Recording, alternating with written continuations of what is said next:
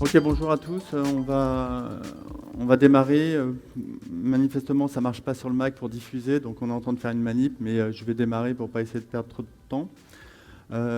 Donc le but d'aujourd'hui, c'était de vous présenter un peu l'approche GitOps et le branching model associé, c'est-à-dire comment on va amener jusqu'en production et dans les différents environnements nos changements applicatifs et la chaîne de delivery associée pour déployer tout ça. Alors c'est une problématique que je rencontre beaucoup dans ma société, qui est Socube, et qui est une problématique souvent associée à tous les aspects de release management, de comment on amène du changement jusqu'en production. Et c'est quelque chose qui nous occupe pas mal en ce moment. Merci. C'est quelque chose qui nous occupe pas mal et qui nous a donné envie de préparer un talk autour de tout ça, sur comment on amène ce changement-là et les problématiques associées. Donc c'est un petit peu le but de ce que je voulais présenter aujourd'hui. Alors, première base, déjà je voulais poser les bases de GitOps. Déjà, qui connaît GitOps ici? Ok. Donc c'est une approche qui est bien connue. Juste en 2 slides, GitOps c'est quoi? Ça repose sur 4 piliers fondamentaux. L'aspect déclaratif dans lequel je vais décrire mes manifestes de déploiement, donc typiquement mes manifestes Kubernetes, mes Helm charts, mes customize.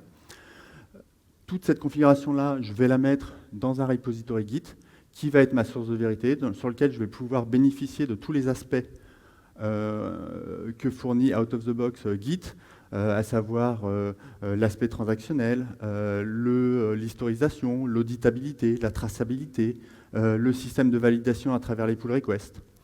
Et puis, de l'autre côté, un opérateur, Kubernetes, qui va être en charge de faire le déploiement basé sur ce qu'il y a dans le repository Git. Donc c'est vraiment lui qui va être en charge de regarder l'état désiré de ce qu'on veut déployer. L'état désiré, c'est celui qu'on va trouver dans le repository Git, et qui va le comparer avec l'état actuel du cluster. Et il va faire cette observabilité de manière continue jusqu'à temps que les deux matchent complètement. Voilà les 4 principes GitOps. Souvent, quand on parle de GitOps, il y a 2 approches. L'approche push et l'approche pull. GitOps permet de faire les deux. Mais peut-être que l'approche la plus intéressante à décrire aujourd'hui, c'est l'approche pull. Dans cette approche pull, c'est l'opérateur Kubernetes, dans le cluster Kubernetes sur lequel on va faire le déploiement, qui lui va observer ce qui se passe dans notre repository Git et détecter les changements pour les déployer à l'intérieur du cluster. Une fois qu'on a fait ça, ce qui est intéressant dans cette approche, c'est déjà la première chose, c'est la séparation qu'il y a entre la CI et la CD. C'est 2 pipelines. Quand on est dans une approche push, on a tendance à tout mettre dans un même pipeline, mais le fait de décorréler les 2 pipelines, je trouve ça très intéressant parce que ce sont des cycles de vie différents. On ne va pas déployer au même rythme qu'on va faire nos builds dans l'intégration continue. Et puis, le fait d'être à l'intérieur du cluster, il y a 2 choses intéressantes que ça va apporter aussi. C'est que ça va permettre de résoudre le problème d'adressabilité, de où se trouve mon cluster, et de sécurité. De ne pas avoir à fournir les credentials d'un point de vue extérieur, puisqu'on est à l'intérieur du cluster, et donc on est dans une sorte de trust domain du cluster, et on n'a pas à fournir ces credentials-là.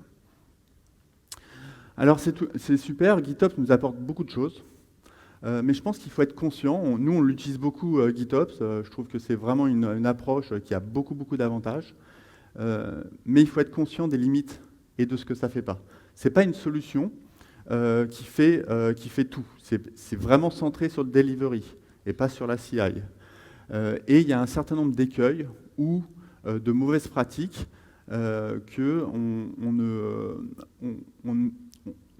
lesquelles il faut faire attention lorsqu'on met en place ce genre d'approche. En particulier, quand on est dans une... je vous ai dit, on aime bien séparer la CI/CD, mais d'un autre côté, le split de la CI/CD peut provoquer des petits soucis sur la CI quand on veut faire des smoke tests où on va vouloir déployer et tester notre fonctionnalité de manière continue avec une approche GitOps. Donc les choses vont être un petit peu plus compliquées. La manière de faire des ressources dynamiques, quand on fait de l'autoscaling ou quand on fait du blue-green deployment, nos manifestes vont dynamiquement changer. On va augmenter dynamiquement, par exemple, le nombre de réplicas. Comment on gère ça? Parce que du coup, on n'est plus entre l'état désiré et l'état actuel, ça ne matche plus. Donc il faut des outils qui supportent ça. Comment on fait du rollback? Est-ce qu'on fait un revert? Mais à ce moment-là, si on fait un revert, du coup, encore une fois, notre état désiré est différent de l'état actuel du cluster. Ou alors, est-ce qu'on fait un commit de rollback? Donc c'est des pratiques qu'il faut mettre en place, que GitOps ne nous donne pas out of the box. L'observabilité. Je vous ai dit tout à l'heure, c'est super, Git nous permet de définir un certain nombre de choses en termes de traçabilité, mais ce qu'on aimerait faire plutôt, c'est répondre à des questions. Quelle version de mes composants se trouve dans mon environnement de staging? Quelle fonctionnalité est déployée dans tel environnement? Combien de temps ma fonctionnalité business a mis pour aller de l'environnement de dev jusqu'en prod? C'est typiquement ce genre de questions dans une approche DevOps qui va nous intéresser. C'est pas faire du continuous delivery avec GitOps, c'est tout à fait approprié à travers les pull requests. On a une validation manuelle, c'est parfait. Dès l'instant où on veut complètement automatiser la chose, faire du continuous deployment, et bien là, ça devient plus naturel puisque il va falloir complètement automatiser le système de pull request. Encore une fois, rien d'infaisable, mais il faut le mettre en place. Et puis la partie secret management, à vous de choisir la solution qui vous convient et de la mettre en place. Il y a des solutions autour des sites secrets, des Helm secrets, de HashiCorp Vault, mais c'est à vous de le mettre en place. Et puis, le point fondamental aujourd'hui, et c'est un petit peu le but de la présentation d'aujourd'hui, c'est GitOps ne va pas vous fournir un cadre pour tout ce qui est autour de comment je cible mon environnement de déploiement. Et surtout, comment je propage les changements d'un environnement à un autre. Et ça va être un peu le focus que je vais faire aujourd'hui. Je ne vais pas du tout traiter les autres points. Il y aurait plein de choses à dire sur les autres points, mais ça va être le point d'aujourd'hui, il va être focalisé là-dessus. Alors tout d'abord, si on parle d'un Git repository, qu'est-ce qu'on va déployer? C'est quoi un Git repository? Alors si on repart depuis le début, notre développeur, lui, il produit du code, il va utiliser Dockerfile, il va utiliser des fichiers de configuration qui sont spécifiques à son environnement de développement. Tout ça, on le malaxe et on le met dans une boucle d'intégration continue, et à la fin, on produit une image Docker qu'on va versionner. Et c'est ça qu'on va fournir dans nos différents environnements. Mais pas que. Et la chose principale, et c'est ça l'élément différenciateur, c'est qu'on va fournir tout un tas de fichiers de configuration qui vont être de deux natures. Des fichiers de configuration techniques, qui vont être typiquement nos fichiers manifestes, nos Helm charts, nos customize, et des fichiers de configuration plus liés à l'application, des fichiers de configuration business, qui vont décrire le comportement de l'application dans chacun des environnements. Et donc, c'est l'ensemble de ces choses-là qu'on va livrer.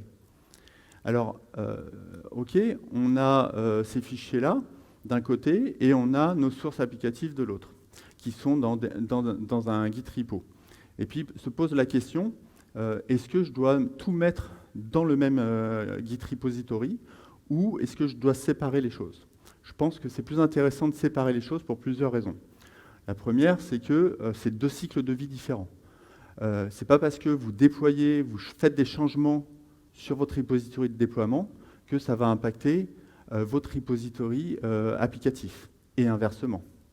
D'un point de vue sécurité, les permissions que vous allez mettre sur les repositories en question vont être différents. Bien sûr, on va essayer d'amener une collaboration entre les équipes, mais les droits vont être différents en fonction des équipes. Comme je vous l'ai dit tout à l'heure, le pipeline de CI est différent du pipeline de CD. Les branching models associés. On a plein de branching models qui existent. On pourrait tout à fait, au niveau applicatif, avoir un branching model de type GitLab Flow, GitHub Flow, GitSimple Flow.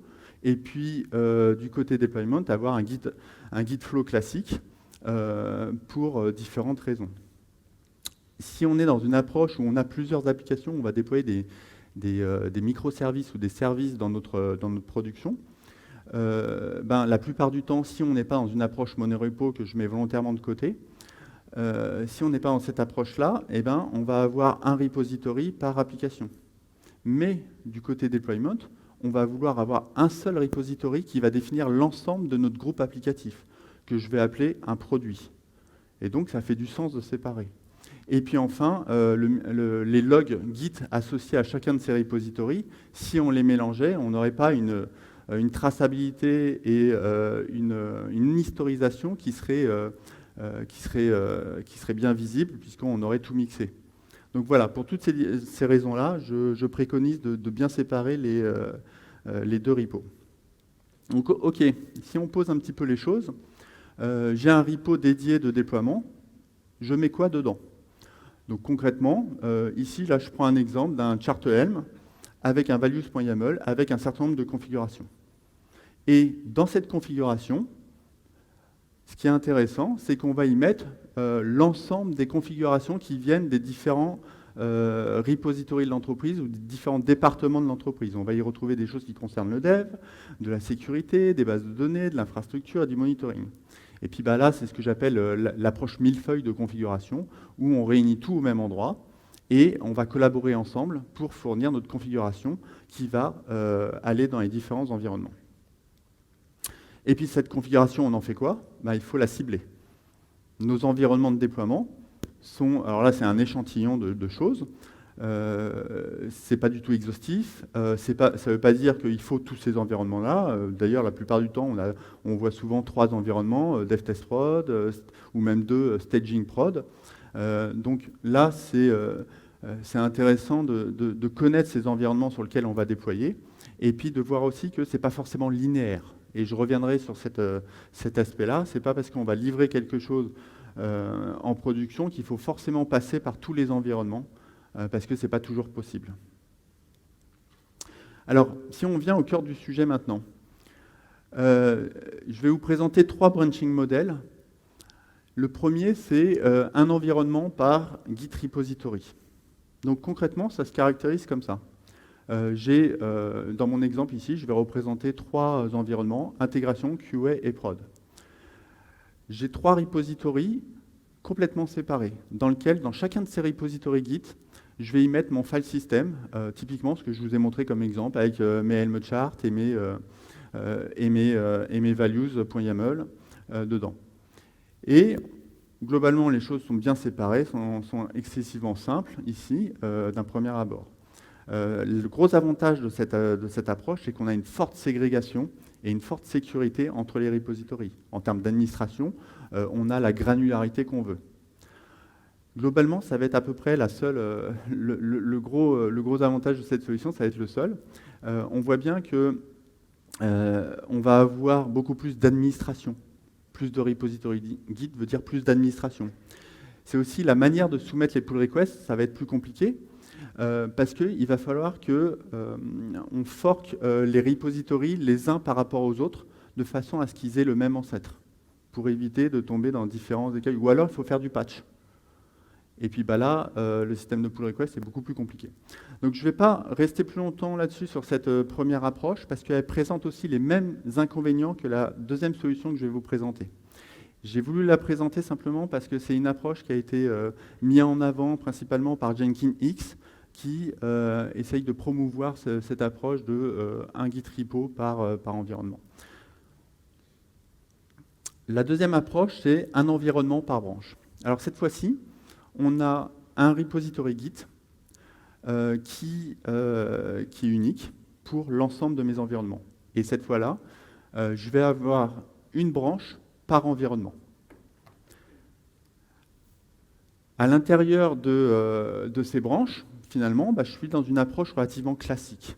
On voit cette approche de temps en temps, et surtout, on voit qu'on va pouvoir avoir utiliser notre outil Git comme d'habitude, de faire du Git diff, du pull request classique, etc. On a un système de fichiers très simple. Dans chacun de nos branches, on aura notre file system, comme je vous l'ai décrit tout à l'heure.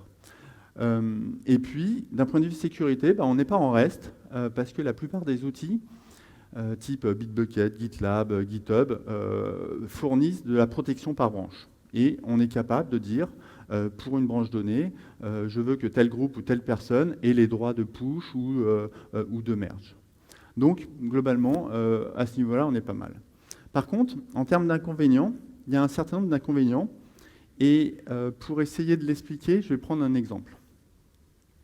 Donc, je reprends l'exemple que j'avais tout à l'heure, côté de mon environnement d'intégration, avec mon fichier chart.yaml pour décrire mon Helm chart et mon values.yaml qui décrit les spécificités de mon environnement. Et je vais avoir la même chose sur ma branche de QA et ma branche de prod. Et puis, si on regarde un peu de plus près, on va voir que dans chacun de ces environnements-là, on a des valeurs qui sont complètement différentes. Et c'est logique, puisque le but, c'est de pouvoir configurer en fonction de l'environnement. Donc, potentiellement, on ne va pas avoir la même configuration business, on ne va pas avoir la même version applicative. Donc là, j'ai volontairement pris des exemples qui mettent en évidence des problèmes. Et on va typiquement se retrouver en intégration en train de développer une version majeure, alors qu'en production et en QA, on est avec une version inférieure. Et on voit bien que dans ce contexte-là, dès l'instant où on va vouloir faire du hotfix sur notre prod, et qu'on va vouloir backporter ça dans les autres environnements, eh ben, on va se retrouver dans des conflits de merge. Nos branches vont naturellement diverger dans le temps. Et puisqu'elles vont diverger, au fur et à mesure, ça va être très compliqué d'être dans ce flux de livraison in QA prod pour lequel on va apporter des différences au fur et à mesure. L'autre point qui est relativement important et qui est en tout petit tout en bas, vous voyez, dans mon environnement d'intégration, j'ai un truc qui s'appelle myNewKey avec une nouvelle valeur, qui n'existe pas encore dans les autres environnements. En fait, ça, c'est souvent un problème qu'on rencontre. C'est la consistance des clés au travers des différents environnements. Cette consistance des clés, finalement, fait que on arrive en prod, on a oublié de configurer la bonne clé ou la bonne valeur associée à la clé, et donc on se retrouve avec, au moment du déploiement, un problème de mise en prod. Alors, on pourrait dire, c'est aux développeurs de faire des pull requests sur chacun des environnements. C'est un petit peu fastidieux à faire aujourd'hui de cette manière-là. Donc voilà un petit peu les problèmes de cette approche-là. La dernière approche que je voudrais vous présenter, c'est l'approche avec un environnement par répertoire ou par fichier. Donc, encore une fois, ici, on est avec une approche où on a un seul repository Git, et cette fois, à l'intérieur du repository Git, je vais rester sur l'exemple des répertoires, on va avoir un répertoire qui va porter le nom de l'environnement, et à l'intérieur de ce répertoire-là, on va avoir nos fichiers de configuration, fichiers YAML de déploiement. Cette approche-là, elle est assez intéressante, elle présente pas mal d'avantages. Le premier avantage, c'est que la mise à jour ou la suppression ou l'ajout d'un environnement, il est relativement aisé. Finalement, on n'a qu'une seule branche, on copie-colle un répertoire, on le renomme, on modifie évidemment sa configuration pour l'adapter à notre environnement, et puis c'est tout. Idem pour le supprimer. On n'a pas besoin de créer de branche, on n'a pas besoin de faire ce genre de choses. Le système de pull request est relativement simplifié, on n'a plus qu'une branche. On va l'appeler la branche main. Cette branche-là, finalement, on check out depuis cette branche-là, et puis on fait nos modifications et on merge back dans cette branche-là. Et c'est tout. En termes de conflit, on a beaucoup moins de problèmes. L'autre capacité très intéressante, c'est la capacité à factoriser au travers des environnements. C'est une approche qui est plus compliquée à réaliser dès l'instant où on a des systèmes de branches. Là, on est sur un système à plat. Rien ne nous empêche d'avoir un répertoire de base qui seront hérités par tous les autres environnements et qui permettra de mettre une configuration commune à l'ensemble des environnements. Et ça peut être très intéressant. La consistance des clés. Le problème que je décrivais tout à l'heure, ça va vous permettre de facilement demander aux développeurs de dire « Ok, c'est toi qui es à l'origine de la création d'une nouvelle clé. Et donc tu sais qu'il faut l'ajouter sur les environnements. Donc là, tu es à plat, tu vas dans chaque répertoire, tu vas ajouter ta clé partout.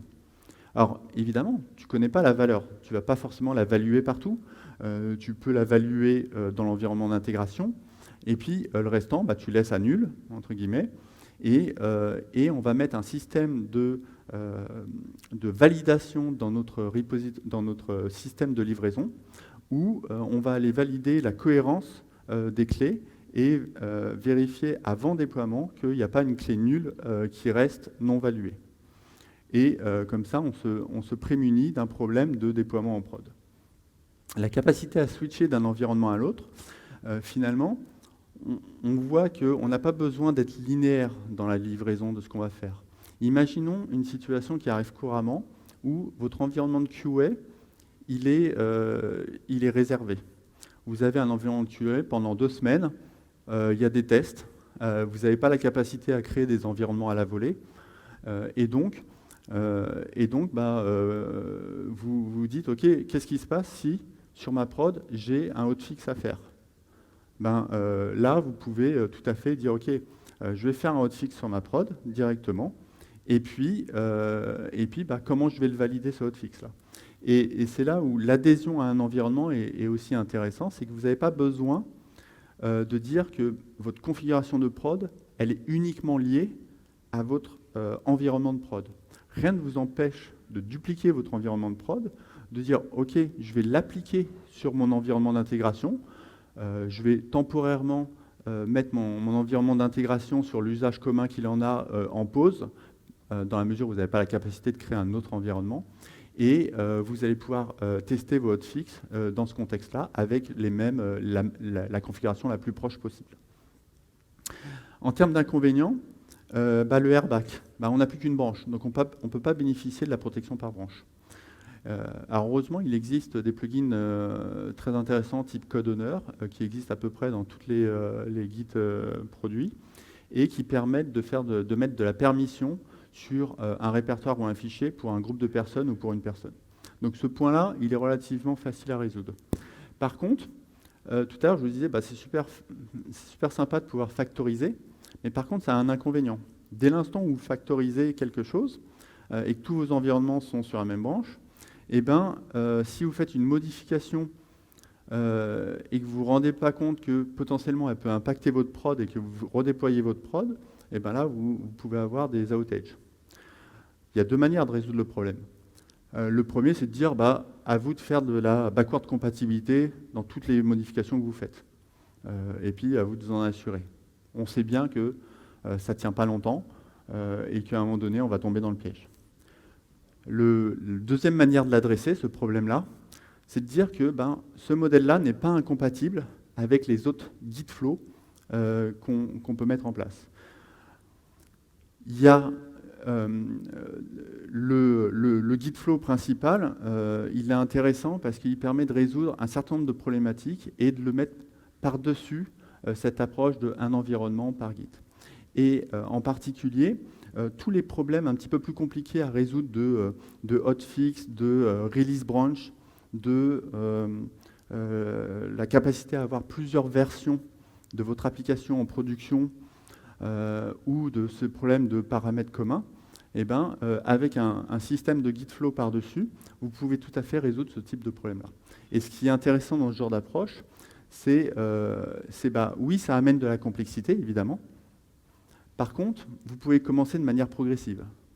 Et rien ne vous empêche de commencer par cette approche que je décris d'un environnement par répertoire, et ensuite, au fur et à mesure de votre maturité et des besoins de votre entreprise, et des use cases pour lesquels vous allez déployer vos applications, de faire matcher par-dessus un Git flow. Voilà. J'ai pas eu le temps, alors j'aurais aimé faire de la démo, etc. On est pris par le temps. Mais cela dit, je voulais parler de quelques outils qui permettent d'aller dans ce type d'approche. Évidemment, quand on parle de GitOps, il y a 2 outils principaux très connus, Argo CD et Flux, qui permettent de vraiment jouer ce rôle d'opérateur Kubernetes et de faire matcher l'état désiré avec l'état actuel du cluster. Ces outils-là sont compatibles avec les outils de description de manifestes, soit des manifestes tout simples, soit du Helm chart, soit du Customize. À droite, c'est un exemple que j'ai décrit, que j'ai utilisé pour faire un mixte justement d'une approche GitOps avec une seule branche, avec lequel on a du Helm et du Customize mélangés. Donc c'est une manière de faire, dans lequel j'ai un répertoire de base sur lequel j'ai mes Helm charts qui sont décrits, avec un values.yaml qui est un paramètre commun à l'ensemble de mes configurations, et j'ai ensuite un répertoire par environnement, intégration QA et prod, dans lequel j'ai décidé de mettre une configuration Customize qui, elle, va patcher mon Helm chart, mon values.yaml. Voilà. Donc ça, c'est une manière de faire les choses. Et en fait, ce qui est intéressant, c'est qu'il existe des outils type Argo Autopilot et CAM de chez Red Hat, et il y en a encore d'autres, qui arrivent avec une manière opinionated de créer une structure équivalente et de proposer une manière de gérer ce genre de structure. Donc ce sont juste des CLI qui permettent de bootstrapper ce genre de choses. Voilà, donc la manière de mettre en place GitOps, c'est une approche qui, encore une fois, pour moi, apporte beaucoup de bénéfices. Il faut être au courant des limitations, de ce qu'on peut faire, pas faire. On a beaucoup de solutions qui sont de plus en plus matures autour de ça, mais qui doivent être adaptées à vos besoins de l'entreprise sans tordre le modèle associé. Et c'est peut-être là l'occasion de, des fois, revoir un petit peu les process de l'entreprise, parce que on va toucher à des choses qui tournent autour du release management, et il faut pas essayer de tordre totalement le modèle, et plutôt essayer de s'adapter à la manière dont ça doit fonctionner. Et cette approche, un environnement par répertoire, elle permet de commencer simple, tout en pouvant gérer des scénarios un peu plus complexes avec du Gitflow par-dessus. Voilà, ça termine ma présentation. C'est une présentation que j'ai fait avec mon équipe Socube. C'est un peu un retour d'expérience sur un certain nombre de choses et de mise en pratique. Donc un grand merci à l'équipe Socube. Voilà.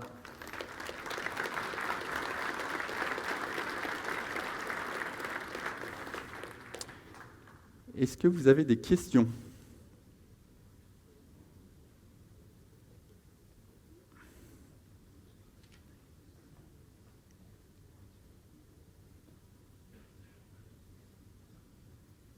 Oui. Micro qui arrive.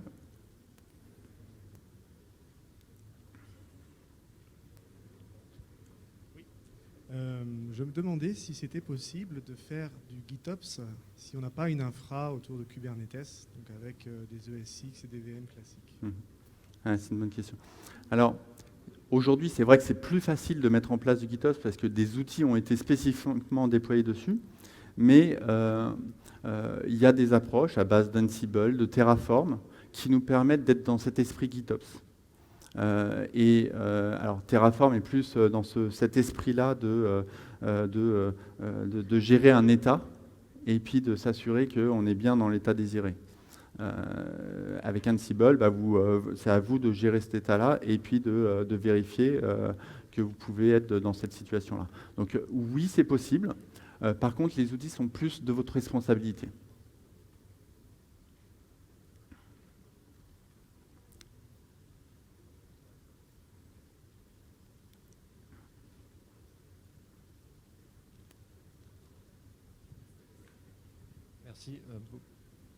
Merci. Merci pour la présentation. J'ai une petite question. Est-ce que vous pouvez décrire le flow ? Vous avez expliqué qu'il y a un contrôleur qui surveille les événements Git. Et donc, ça se matérialise comment ? C'est un CRD, donc une extension à Kubernetes, et donc un contrôleur qui regarde les changements de ce CR pour ensuite appliquer l'état désiré ? C'est exactement ça. C'est effectivement, Argo CD en particulier vient avec un tas de CRD, des contrôleurs, et c'est lui, donc on va décrire dans ces CRD le comportement qu'on veut, on va décrire le repository Git, la branche et ce qu'on veut observer. Et puis lui, il va digérer ces CRD-là, et avec ces contrôleurs-là, il va mettre en place ces mécanismes de boucle et d'observabilité pour s'assurer que les déploiements sont bien réalisés et matchent bien l'état désiré. Donc à un moment donné, il va stocker aussi quel est l'état désiré. L'état désiré, cette fois-ci, c'est etcd qui le gère, pas l'état désiré, pardon. L'état actuel du cluster, c'est lui qui le gère. Et donc Argo CD va se servir de ça pour faire ce différence-là. Ce qui est intéressant, c'est que Argo CD et Flux fournissent pas mal d'options pour essayer de faire plus de généricité, la capacité à observer d'un coup un ensemble de branches avec un pattern. Et vous pouvez lui dire toutes les branches qui se trouvent dans ce répertoire-là, tous les répertoires qui se trouvent à l'intérieur de ce Git repository-là, je considère que c'est des environnements. Et donc, automatiquement, dès que vous allez créer un nouveau répertoire, il va l'observer et il va redéployer votre application sans que vous ayez aucune action à faire. Voilà, donc il a ce genre de capacité. Très bien, merci. Là. Bonjour, merci pour la présentation. Juste une question par rapport à la localisation du cluster Argo CD. En termes de retex, est-ce que c'est quelque chose que vous mettez sur un cluster concurrent avec vos devs, votre pré-prod ou QA? Est-ce que vous faites de l'accélération au niveau namespace? Est-ce que c'est sur un cluster dédié? Comment est-ce que vous faites aujourd'hui? Alors, il y a plusieurs patterns, encore une fois, là-dessus. Vous pouvez décider d'avoir un cluster par environnement. Vous pouvez avoir un seul cluster dans lequel vous allez avoir une approche namespace as a service. Et puis là, vous allez avoir un namespace par solution applicative et par environnement. Vous pouvez avoir un mix de ces deux solutions-là. Je pense qu'il faut trouver la bonne granularité, puisque plus vous allez vouloir agréger et optimiser vos clusters, plus ça va demander de la complexité opérationnelle. Alors vous allez économiser d'un côté des ressources. Vous factorisez beaucoup en termes de ressources CPU, mémoire, etc. Vous n'avez pas dupliqué vos clusters. Mais de l'autre côté, vous avez plus d'opérationnel à mettre en place et de sécurité, de ségrégation entre les namespaces, parce que souvent, on va vouloir isoler les choses pour différencier les applications qui sont orientées pour le dev des applications qui sont sur la prod.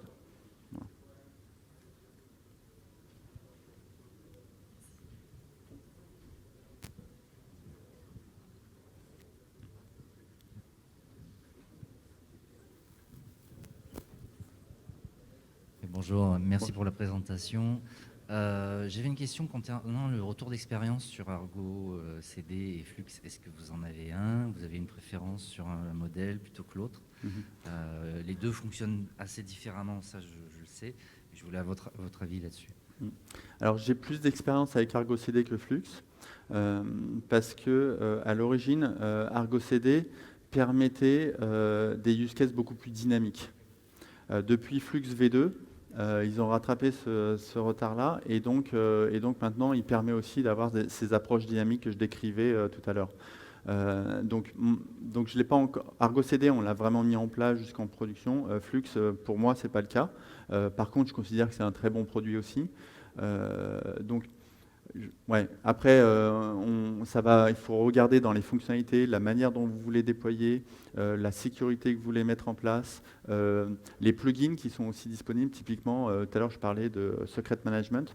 Voilà, Flux vient avec une approche qui peut être intéressante. Argo CD, jusqu'à maintenant, n'avait rien. Là, je viens de voir qu'ils vont peut-être rapatrier un plugin pour faire de la HashiCorp Vault. Voilà. Donc, il y a un certain nombre de critères à regarder par rapport à tout ça. Et aussi le scale à l'échelle. C'est-à-dire que ce qui est intéressant avec Argo CD, c'est qu'ils ont fait des vrais benchmarks avec des centaines et des milliers d'applications gérées par Argo CD pour un même cluster. Et ça, je trouve que c'est intéressant, ça vous garantit quand même une certaine pérennité.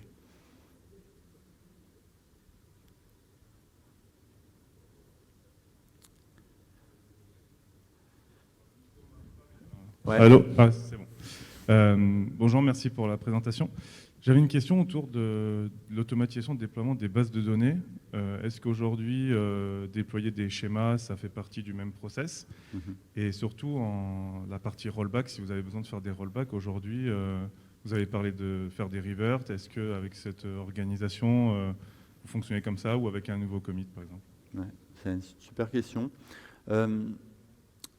Alors j'ai envie de répondre, d'un côté j'ai envie de répondre comme le geek que je suis en disant ouais, j'aimerais bien tout mettre dans Kubernetes et puis d'avoir une approche produit totale dans lequel on n'a pas à se préoccuper des connexions externes, on a tout, la base de données, le front, le back, mes services qui sont tout localisés.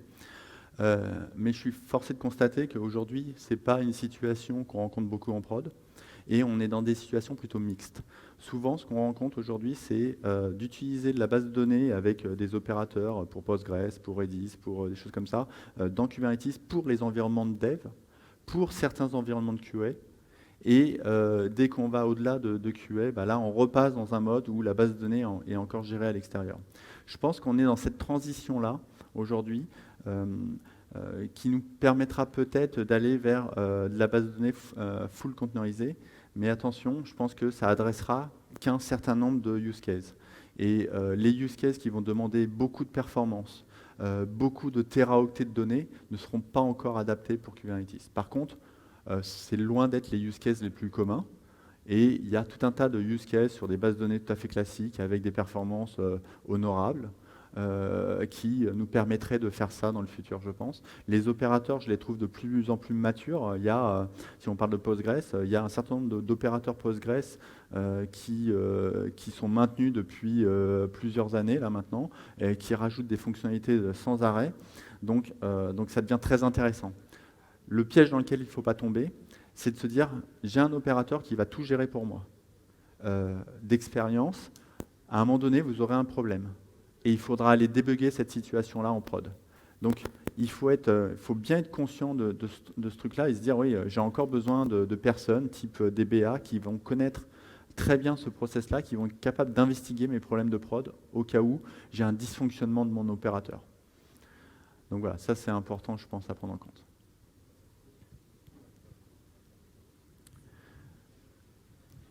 Tout bon? Merci beaucoup.